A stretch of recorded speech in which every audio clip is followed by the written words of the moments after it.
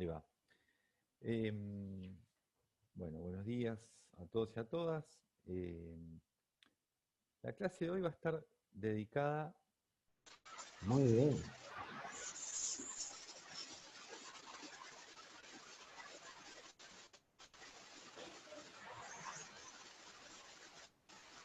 Hola, ¿ahora sí me ven? Sí, sí, No sé qué había quedé pasado. congelado, ¿no? Sí, se me cerró Zoom, qué sé yo. Bueno, muy bien. Les decía que eh, esta es la segunda clase que tenemos sobre el tema modernidad, ¿sí? Habíamos comenzado la semana pasada con la clase de Mauro sobre las venas abiertas de América Latina. Y esta clase con un texto de Enrique Dussel es una continuación del mismo tema, ¿sí? Estamos ahí, estamos en los albores del siglo XVI, ¿bien? Tratando de comprender ese momento crucial para la historia de nuestro continente, para la historia mundial, pero también para la historia de nuestro continente, sobre todo, ¿sí? El texto que tenemos para dar hoy es un texto que yo les recomiendo, pero no sé de qué manera enfática decírselos. Yo se los recomiendo muchísimo. Para mí es de lo mejor que tenemos para leer en la cursada. Es un texto corto. Ciertamente es un poco, por ahí puede resultar difícil, ¿sí? Pero es muy sintético y concentra muchísimo de lo que queremos plantear en la materia. Realmente es un gran texto. Si no lo leyeron, los invito y las invito a que lo lean, ¿sí? Enrique Dussel, no sé si lo conocen, es un filósofo argentino que en la década del 60 y comenzó a publicar sus primeros trabajos justamente en relación a realizar una visión crítica de la filosofía, proponiendo una corriente filosófica latinoamericana, bueno, de la mano de un contexto también político en los años 60, que es el mismo contexto de producción de las venas abiertas de América Latina. Digo, en la década del 60 estamos hablando de un contexto donde hay en el campo de las ideas surgimiento de muchísimas corrientes y escuelas de pensamiento latinoamericano en la economía, en la política y en la filosofía también. Y Enrique Dussel es un representante predilecto de esta corriente filosófica latinoamericana, que de hecho va a fundar lo que se conoce como la filosofía de la liberación, ¿sí? Entre otros tantos autores y autoras. Eh, este es Enrique Dussel, que nos va a proponer una mirada de la modernidad que, que creo que hizo escuela, digamos, que hizo mella en... Ok, estamos como queremos. Se corta cada Ahí ratito. volviste, Fer. Ok, voy a tratar de no perder mucho el hilo de lo que voy diciendo. Entonces, Perdóname, Fer. sí, Eh, Probá de sacar la cámara puede y ser. quedarte solo en el audio. Dale, puede ser, sí, porque otra vez ya sería demasiado. Muy bien. ¿Estamos grabando? Estamos grabando. Bien, les decía, Dussel va a dar una interpretación ya a comienzo de los 60, aunque no tengo la cámara, ahora tengo en mi mano un libro que se llama Hipótesis para el estudio de Latinoamérica en la Historia Universal, que es unas conferencias que da Dussel a principios de la década del 60, un joven Dussel, donde empieza a macerar las ideas que están esbozadas en este texto cortito que tenemos para ver en la clase de hoy, ¿sí? Y lo primero que vamos a plantear es que Dussel devela una operación que él llama como ideológica, ¿sí? En donde Europa va a realizar un desplazamiento semántico. ¿Qué quiere decir que Europa realiza un desplazamiento semántico? Que lo que nosotros conocemos como Europa, ¿sí? Como Europa occidental, para nosotros simplemente Europa, es simplemente un territorio que antes del siglo XVI, ¿sí?, no constituía lo que es Europa hoy para nosotros. ¿En qué sentido? En que Europa, a partir del siglo XVI, y ahora vamos a ver por qué, en realidad ya venimos viendo por qué a partir del siglo XVI, se va a ubicar en un lugar en la geopolítica a nivel mundial, ¿sí?, que nunca ocupó hasta ese momento.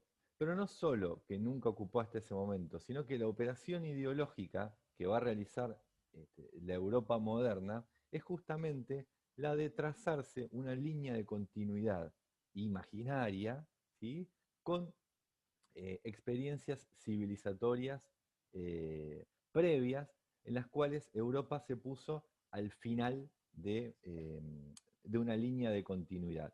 Sin embargo, Dussel nos va a mostrar en el texto que esa línea de continuidad es totalmente artificial. Esa línea de continuidad constituye un desplazamiento ideológico, una operación ideológica en el campo de las ideas, en el campo de la política, realizada desde la Europa occidental. La Europa occidental que en el siglo XVI sale a expandirse, ¿sí? Sale a expandirse, como hemos visto en clases anteriores, a partir también de la condensación de un núcleo muy, muy importante de desarrollo mercantil que estaba surgiendo en el Mediterráneo, ¿sí?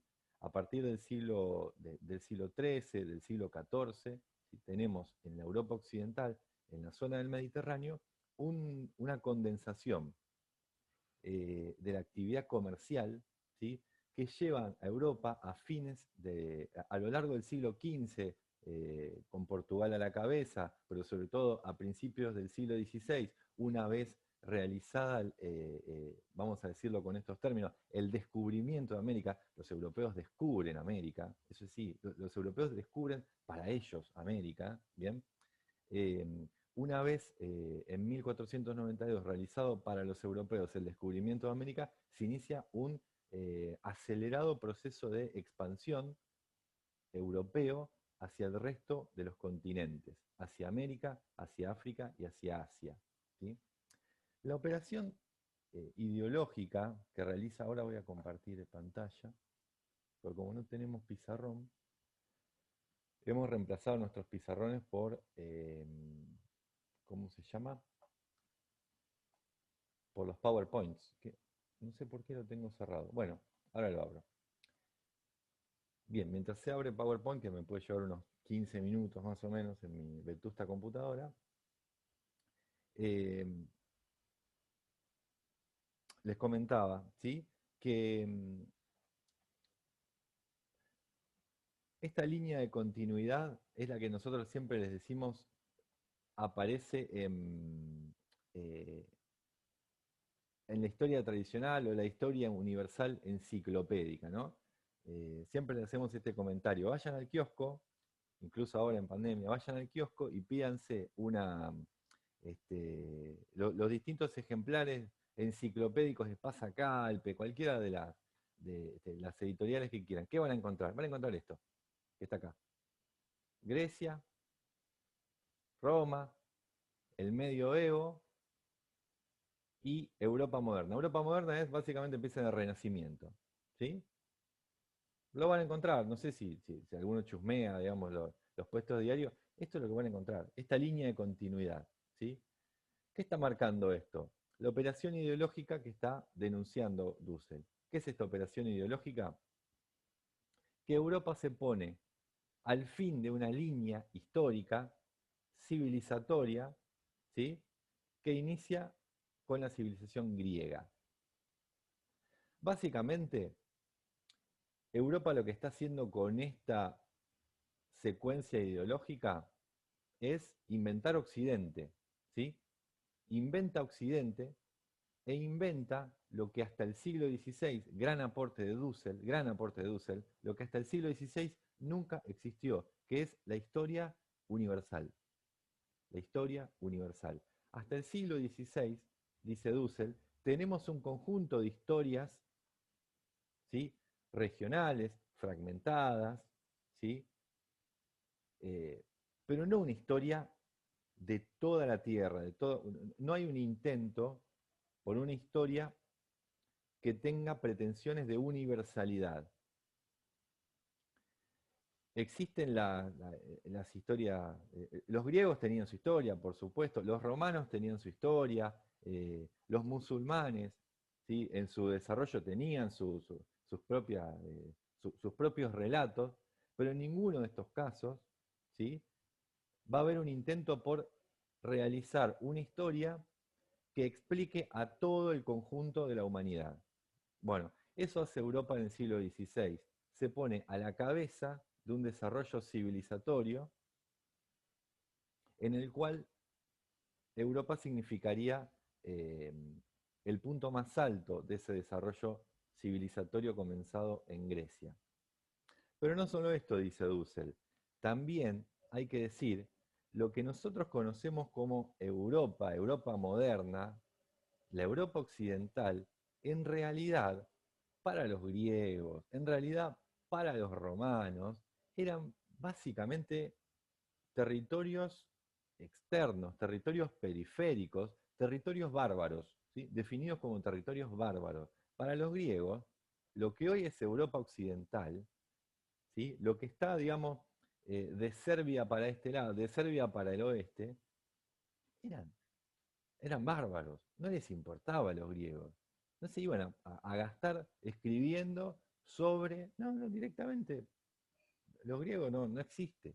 Para los griegos no existe todo lo que hoy es Europa occidental, ni les interesa. Directamente dice, estos son bárbaros y ya está. ¿Sí?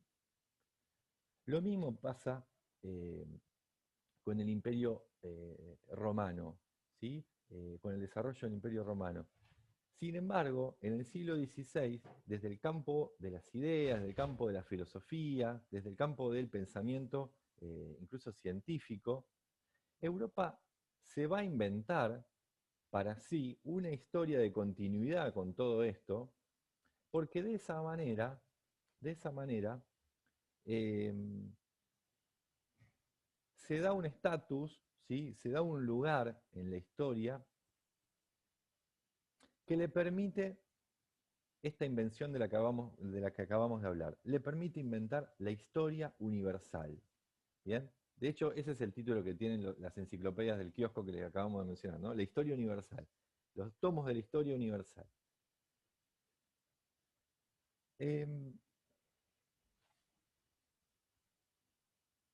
Estaba por decir algo. Algo que me gustaría mencionar.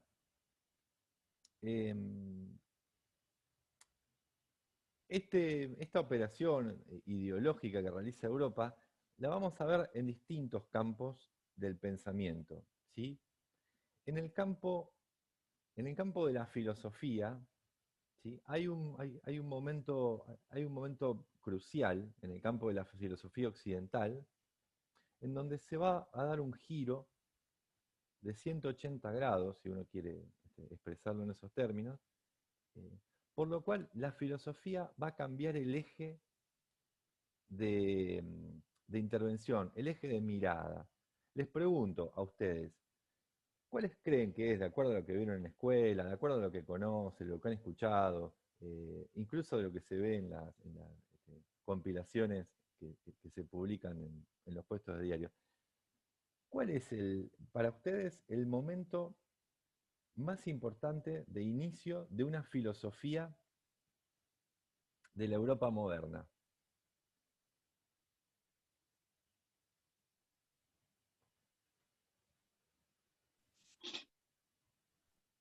¿Será con la llegada de América?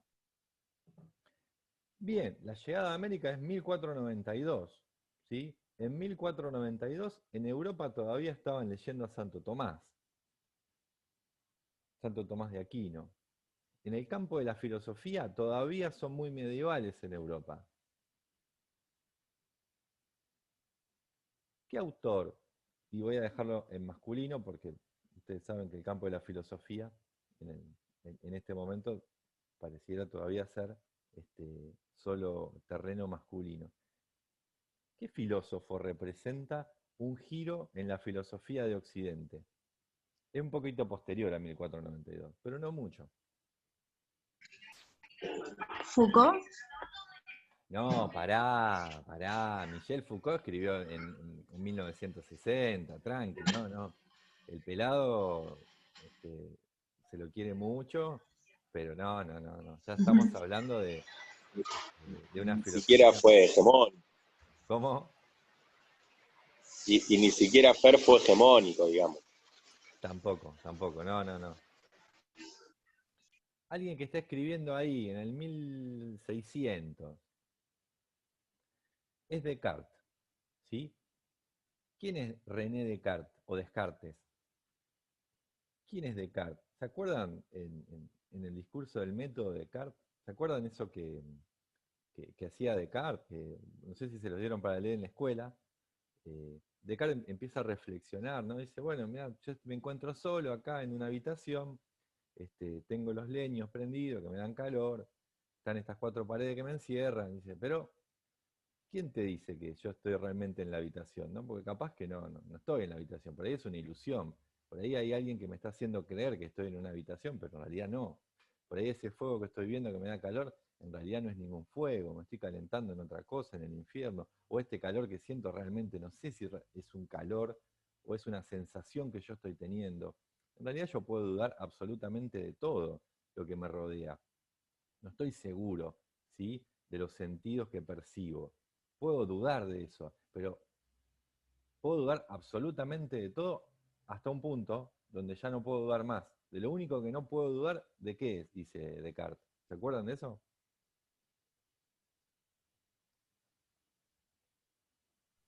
No, Veo que a Descartes no lo tienen ni a no. palo, ¿no? No.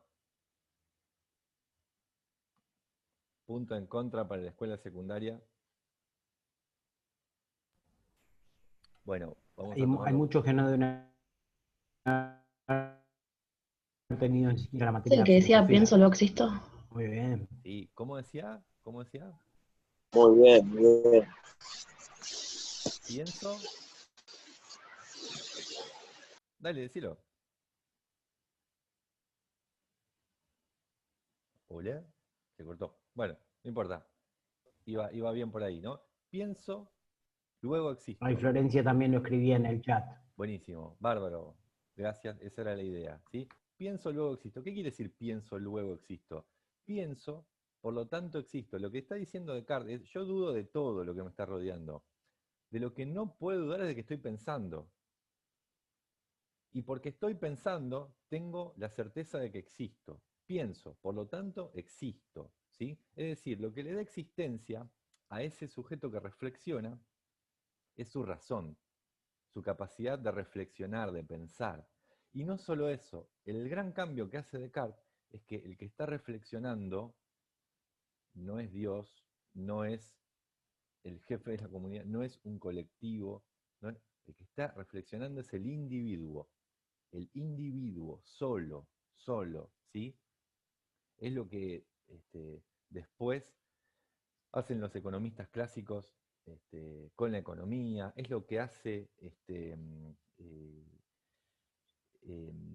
Daniel Defoe con Robinson Crusoe, ¿no? ¿Se acuerdan? ¿No? Bueno, de hecho habrán visto las películas Náufrago y estas remake, digamos, pero siempre bajo la misma historia de un individuo que naufraga, ¿sí?, y se las vale por sí mismo. El individuo está en el centro. El gran cambio filosófico que realiza Descartes en el siglo, eh, a comienzos del siglo XVII, al comienzo del 1600, es que es el individuo el que está en el centro de la filosofía, y el individuo que es sujeto de la razón, ¿sí? Ahora, fíjense que estamos hablando de 1636. El discurso del método es de 1636, pero como dijo un compañero recién, ¿sí?, cuando preguntamos por la filosofía, dijo 1492. Y está bien, ¿por qué? Porque, esto lo dice Dussel, ¿sí?, lo que va a introducir en la filosofía Descartes, ¿sí?, con el discurso del método, con la centralidad del individuo y de la razón, está antecedido un siglo y medio antes por la conquista de América. ¿Y en qué sentido lo dice Dussel? En el sentido es que él lo pone en las palabras en latín, ¿no? El ego cogito, ¿sí? El individuo que piensa, la razón, que es lo que introduce Descartes con su filosofía, está antecedido un siglo y medio antes por el ego conqueror, por el individuo que conquista, porque lo que hace Europa en su expansión es conquistar con una lógica de conquista, ¿sí? Expandirse con una lógica de conquista. No hay filosofía occidental moderna sin esa expansión con lógica de conquista. Eso es lo que está denunciando, ¿sí? Develando Dussel en su trabajo. No se puede entender la filosofía occidental moderna sin la expansión de conquista de Europa de comienzos del siglo XVI. ¿Bien? ¿Hasta ahí vamos? En ese sentido, Dussel va a plantear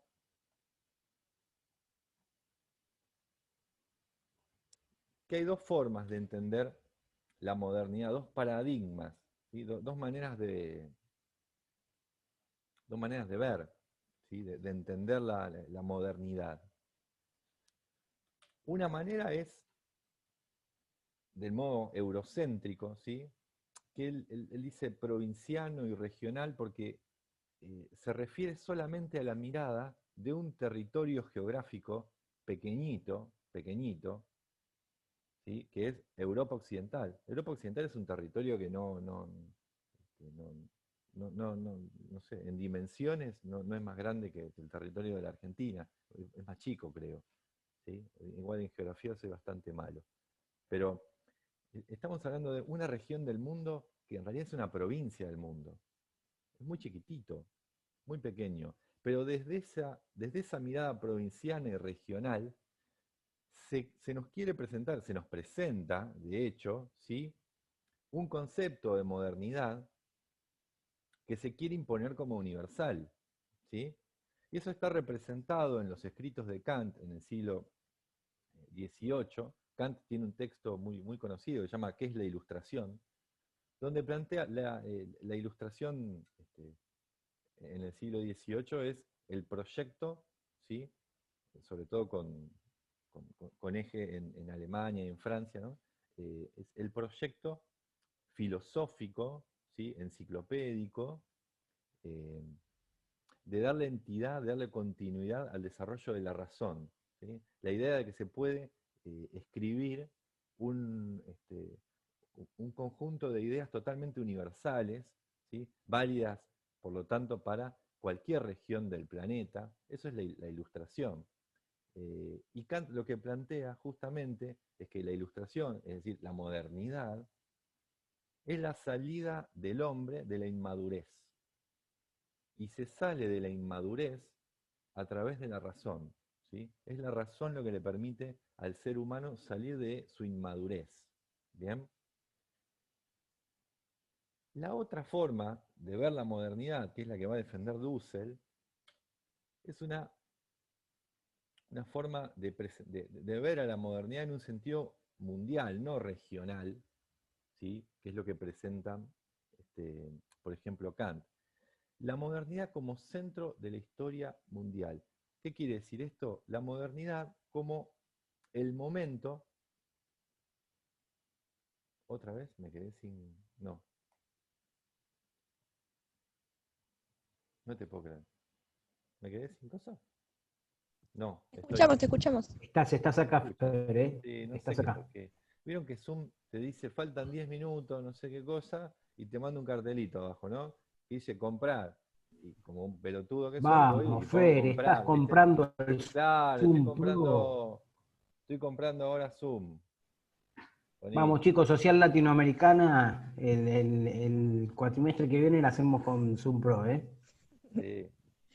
A ver, acá estamos, listo. Ahí volvimos. Espectacular. Listo, en eso estamos. Entonces decía, la otra manera, que es la que va a proponer Dussel, es ver a la modernidad, ¿sí?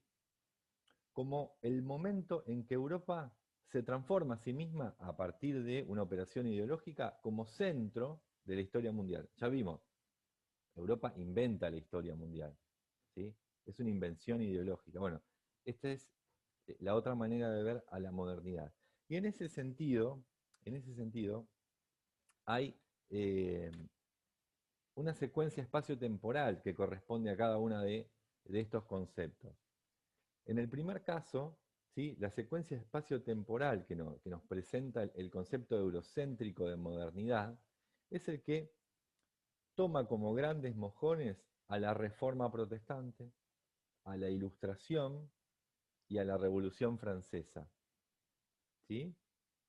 La Reforma Protestante de Lutero, de Calvino, lo hemos mencionado ya en alguna clase, ¿sí? Vale la pena repasarlo.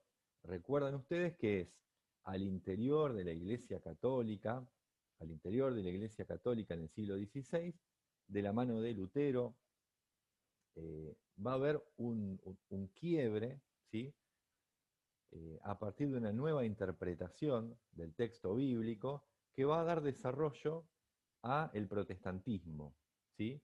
El protestantismo se va a transformar en una corriente religiosa con muchísimo arraigo en, no recuerdo ahora cómo se llama geográficamente, ¿no?, pero en lo que hoy sería Alemania, Inglaterra, Gran Bretaña en general, ¿sí? Tiene un nombre esto, pero ya me acabo de olvidar. El protestantismo, ¿sí?, va a ser uno de los mojones para ubicar temporalmente a esta mirada de la modernidad, ¿no? La Ilustración, como comentaba, como proyecto, ¿sí?, filosófico, enciclopédico, y finalmente la Revolución Francesa, ¿sí?, que va a aportar los elementos políticos, libertad, igualdad, fraternidad, ¿sí?, que va a presentar la Revolución Francesa como el momento cúlmine de la burguesía en Europa para justamente universalizar, ¿sí?, sus propios valores a nivel planetario, ¿no?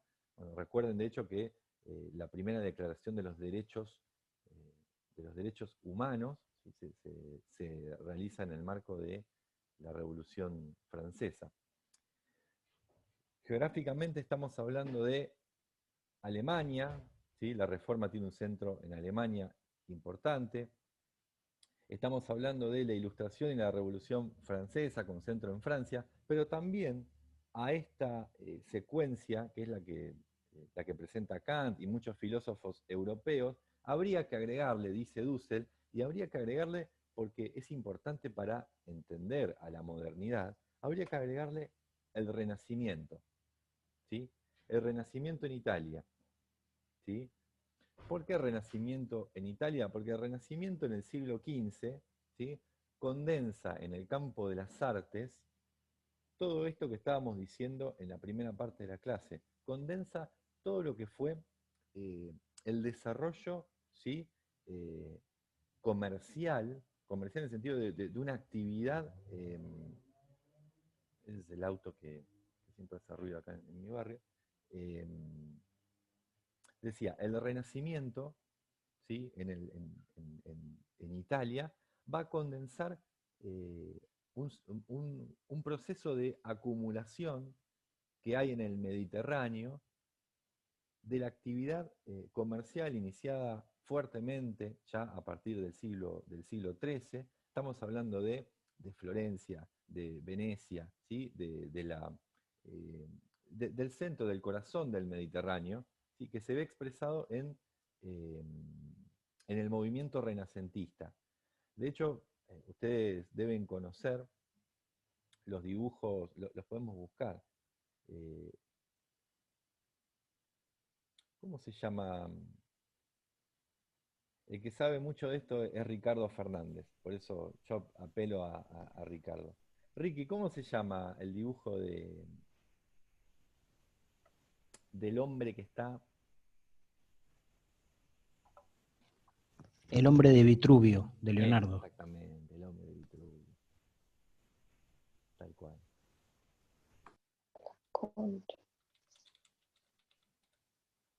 A ver. Vamos a...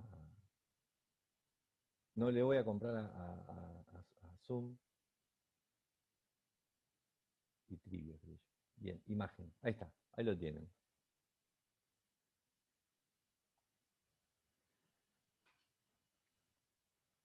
¿Qué ven ustedes en El hombre de Vitruvio, de Leonardo? Es una pregunta, ¿no? ¿Qué les expresa?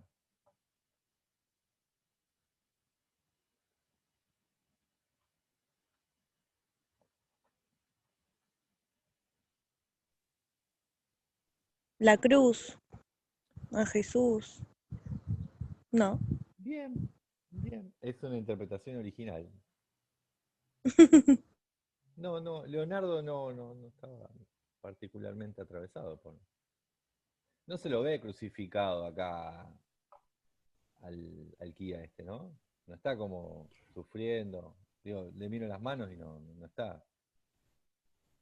No, pero guarda, porque tenemos tan visto, tan infinidad de veces el Cristo crucificado que fíjate, hay gente a la que la primera imagen que le salió fue esta. Interesante también. ¿Está bien? Sí, seguro que sí. De hecho, el peso de la iglesia no es menor en, en este momento tampoco. Fíjense, ¿qué está marcando esto? ¿Por qué lo encuadra en un... Este es un cuerpo perfecto. Está marcando las proporcionalidades, ¿no? Y cómo responden justamente a un carácter geométrico, no me sale la palabra, simétrico, proporcional, ¿sí? Cuando Descartes habla, está hablando desde acá, está hablando desde el individuo, de un sujeto individual, ¿sí? Perfecto, de proporciones. Claramente el dibujo de Leonardo lo que nos brinda es la centralidad del humano y además la gran confianza que tiene el Renacimiento en el ser humano, en el individuo, ¿no? Esa confianza al Renacimiento se la da el auge, ¿sí?, comercial que hay en el Mediterráneo en los siglos anteriores. La confianza que tiene, digamos, eh, la burguesía naciente en el Mediterráneo del siglo XIII, XIV y XV se expresa fuertemente en la mirada que tiene el Renacimiento de la humanidad. Es una humanidad justamente eh, renaciente, justamente eh, plena, ¿sí?, de potencialidad, de proporcionalidad, de equilibrio. Bueno, vuelvo al PowerPoint, ¿no? Entonces decía, ya acá se me... Pero no sé cómo correr esto. Todo me lleva tiempo en términos tecnológicos, así que espérenme. A ver. Quedan segundos, profe. Bueno, volvemos a entrar al mismo link. Metámosle, dale. Ahí nos vemos.